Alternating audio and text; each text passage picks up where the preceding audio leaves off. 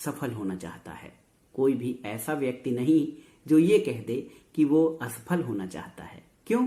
क्योंकि सफलता हमारी मनोवृत्ति है। हम चाहे छोटा काम करते हैं या बड़ा काम करते हैं, हमारा एक ही उद्देश्य होता है। वो क्या है? कि हम उसमें सफल हों। और दोस्तों, सफलता की शर्त क्या है? तो किसी भी जीवन के किसी भी क्षेत्र में सफलता की पहली शर्त है कठिन परिश्रम।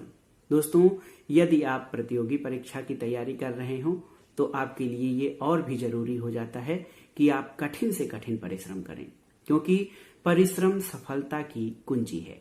यदि आप परिश्रम नहीं कर सकते हैं तो सफल होने का विचार त्याग दीजिए।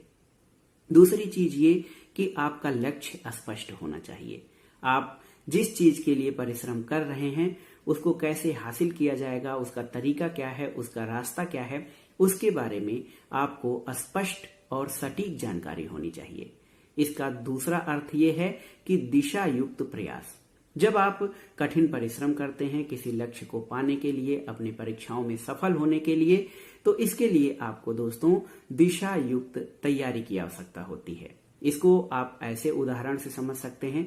यदि आपको कहीं जाना हो, आपको ये पता न हो कि कहाँ जाना है, तो आप बस चलते जाएंगे। लेकिन यदि आपको पता हो कि हमको इस स्थान पर जाना है, तो आप कहीं न कहीं घूमते फिरते किसी भी पूछते पाछते आप पहुंच जाएंगे।